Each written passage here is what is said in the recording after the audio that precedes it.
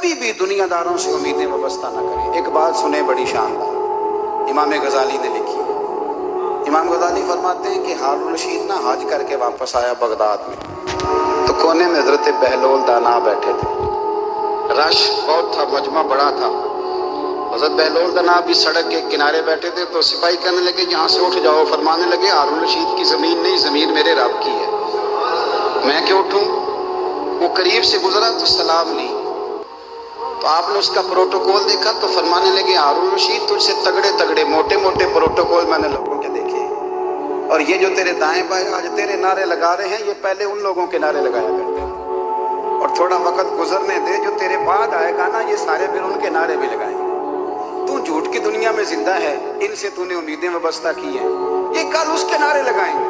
اس کے دل پہ بڑا اثر ہوا، گھوڑے سے اتر آیا، آگے کہنے لگا حضور آپ نے مجھے بڑی اچھی نصیحت کی ہے، میرا دل بڑا ٹھنڈا ہوا ہے، میں نے سنا ہے آپ مقروض ہیں، کچھ لوگوں کا قرض، تو مجھے کوئی حکم ہی کر دیں۔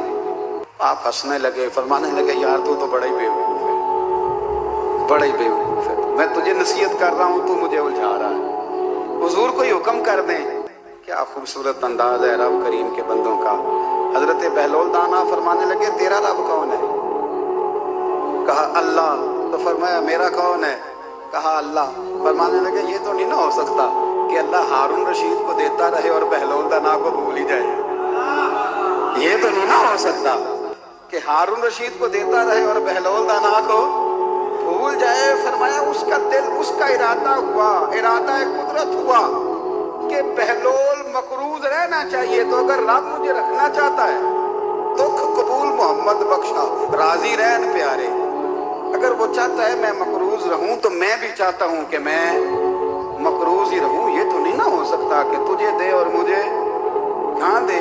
فرمایا میری تجھ سے کوئی امید نہیں، مجھے جب بھی دے گا میرا رب بھی دے گا، اور وہ دے گا تو پھر انشاءاللہ خزانے کھول کے دے گا۔ دنیا داروں سے امیدیں وابستہ کرنا، لوگوں کے پیچھے، یہ چھوڑ دیں، آپ بے چین رہیں گے، بے قرار رہیں گے۔ اللہ والوں سے ضرور امیدیں وابستہ کریں، اس لیے کہ ان کے پاس جو کچھ ہوتا ہے وہ دراصل رب کا ہی ہوتا ہے، لیکن سیٹھوں سے، نوابوں سے، سیاستدانوں سے باز آ جائے، ہماری بڑی امیدیں وابستہ ہیں۔ میں اکثر کہتا ہوں جتنے پھیرے نوکری کے لیے دنیا دار کے دروازے پہ لگائے ہیں نا، اس سے کم دفعہ مسجد میں نفل پڑے ہوتے تو رب اتنی بڑی مہربانی فرما دیتا۔ تیسری بات یہ یاد رکھیں، اگر سکون لینا چاہتے ہیں نا، اگر سکون لینا چاہتے ہو نا، تو لوگوں کو ڈسکس کرنا بند کر دو۔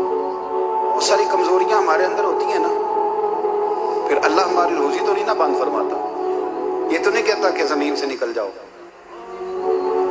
اگر یہی والا معاملہ ہو جو ہمارا ہے کہ وہ شادی میں اس نے میرے ساتھ برا سلوک کیا تھا، اب ساری زندگی بغض رکھنا ہے، اگر یہی معاملہ فرشتے اللہ کی بارگاہ میں کہیں کہ یا اللہ اس نے فلانے دن شراب پی تھی، اب اس کو زمین میں نہیں رہنے دینا، نظام زندگی چلے گا؟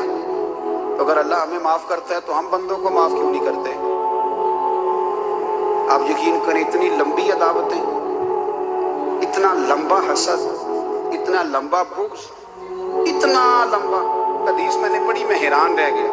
میرے نبی کریم علیہ الصلوۃ والسلام نے فرمایا اپنی بیوی سے کبھی بغض نہ رکھنا، اگر اس کی ایک بات ناپسند ہو تو اسے چھوڑ کے وہ بات دیکھو جو تمہیں پسند ہے۔ میں اس حدیث کو پڑھ کے سوچنے لگا کہ کیا بیوی کا بھی بغض رکھتے ہیں لوگ؟ اب حضور نے کہا ہے تو اس کا مطلب ہے لوگ بیوی کا بغض بھی رکھتے ہیں۔ اب اس پر استدلال کر کے مجھے کہنا پڑے گا کہ سسرال والوں کا بغض بھی رکھتے ہیں، کہنا پڑے گا کہ بھائی کے سسرال والوں سے بھی بغض رکھتے ہیں۔ اس حدیث کی روشنی میں سمجھا کہ لوگ بھابھی کا بغض بھی بغض رکھتے ہیں، بغض، ورنہ عادتیں تو ہماری بھی کئی بری ہوتی ہیں۔ اگر عادات ایک وجہ بنے اختلاف کی تو عادتیں تو ہماری بھی کئی بری ہیں، لیکن ہم اپنی بری عادتوں سمیت اپنے آپ سے پیار کرتے ہیں، اور سامنے والے کی ایک بھی عادت بری ہو تو اس سے بغض رکھتے ہیں۔ بغض نہ پیدا کریں۔ میرے نبی پاک علیہ الصلوۃ والسلام نے فرمایا کچھ چیزیں تمہارے دین کو مونڈ ڈالیں گے،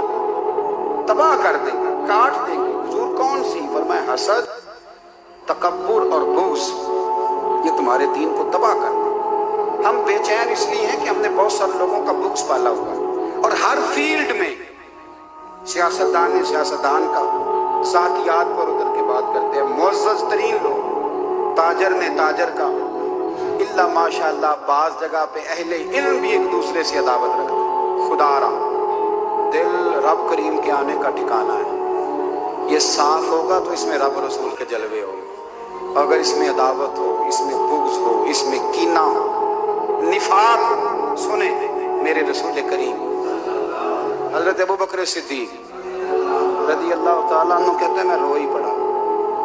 مکہ فتح ہوا نا تو اکرمہ بن ابو جہل نے پیغام بھیجا کہ میں نا کلمہ پڑھنے کے لیے آ رہا ہوں. بات لمبی ہے، میں موضوع پہ رہنا چاہتا ہوں. کہتے ہیں جب وہ آنے لگا نا تو نبی پاک نے ہم سب کو بلایا. ہم حاضر خدمت ہوئے تو حضور فرمانے لگے کہ اس کے باپ نے نا بڑا ظلم کیا ہے ہمارے ساتھ. ابو جہل نے بڑا ستایا ہے، بڑی تکلیف دی ہے.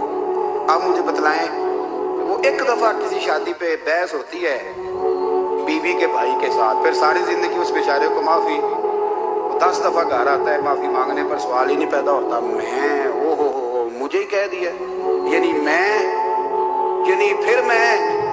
مجھے ہی کہہ دیا آپ نے اور میری شان میں بے ادبی اور پھر میں معاف کر دوں. توبہ توبہ توبہ، یہ کیسے ہو سکتا ہے؟ میری ناک نیچی ہو جائے گی اور آپ نے مجھے کہہ دیا، سوال ہی نہیں پیدا ہوتا. اور یہ رونا میں اکثر ہوتا ہوں کہ شادی والے دن داماد صاحب کا زیادہ دماغ خراب ہوتا ہے. جب چھوٹی سالی کی شادی ہوتی ہے نا اس دن اس کو بخار چڑھتا ہے، کوئی اس کو کان میں کہتا ہے تیری عزت نہیں کرتے. اس دن اس کا دماغ خراب ہو جاتا ہے، بچے اٹھا کے نکل آتا ہے. وہ بیچارہ سسر منتیں کر رہا ہوتا ہے کہ تیری مہربانی آ جا، یہ عزت کرا رہا ہے. تو میں نے کہا احتجاج کر کے جو عزت کرائی جاتی ہے وہ عزت نہیں ہوتی. ہاں یہاں مانگ کے عزت دیتے ہیں لوگ، یا احتجاج کی کوئی عزت ہے؟ آپ کے اندر کمالات اتنے ہوں کہ آپ کی عزت کرنے کو دل چاہے، یعنی مزہ آئے، یعنی لطف آئے. یعنی آپ دور بیٹھے ہوں تو کسی کا دل کرے آپ کو اسٹیج پہ بلانے کے لیے. یہ کیا بات ہوئی کہ چھائے جانا اور بھاگ کے آگے جانا؟ ان سے نکلیں. اکرمہ بن ابو جہل کلمہ پڑھنے کے ارادے سے آ رہے ہیں.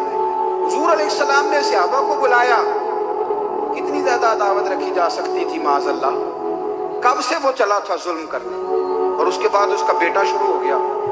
کتنی باتیں تھیں جو ناقابل معافی تھیں، پر کریم رسول نے ہمیں بتلایا ہے کہ سکون والی زندگی کہتے کس کو ہے. جب سب لوگ جمع ہو گئے تو حضور نے فرمایا بھئی وہ کلمہ پڑھنے آ رہا ہے، اس کے باپ نے ظلم بڑے کیے ہیں، پر میری نصیحت یہ ہے کہ اس کے سامنے اس کے باپ کو کوئی برا نہ کہے. خبردار کوئی اس کے سامنے کوئی بات نہ کرے. اب وہ کلمہ پڑھنے آ رہا ہے، مطیع ہو کے آ رہا ہے، بان کے آ رہا ہے. کہتے ہیں اللہ کے رسول نے نا کافی دیر تک خطبہ دیا، بریفنگ دی، بات سمجھائی. جناب صدیق اکبر کہتے ہیں میں رو پڑا. ایک صحابی مجھے کہنے لگے تمہیں کیا ہوا؟ تو میں نے کہا میں مصطفیٰ کی رحمت پہ رو رہا ہوں. دیکھو کن کے لیے حضور گراؤنڈ بنا رہے ہیں، دیکھو کن کے لیے حضور تیاری کر رہے ہیں جنہوں نے ساری زندگی دشمنی کی. خدا را یہ اندر سے عداوتیں نکال پھینک دیں. او بھائی اتنا تو لمبا ٹائم ہی کوئی نہیں، اتنا تو وقت ہی کوئی نہیں. اس کو صاف رکھو. بندہ کوئی کر بھی گیا تو کوئی حرج نہیں. چنگی مندی سجنا کولوں 100 واری ہو جاندی، یار یاراں دا گلہ نہیں کر.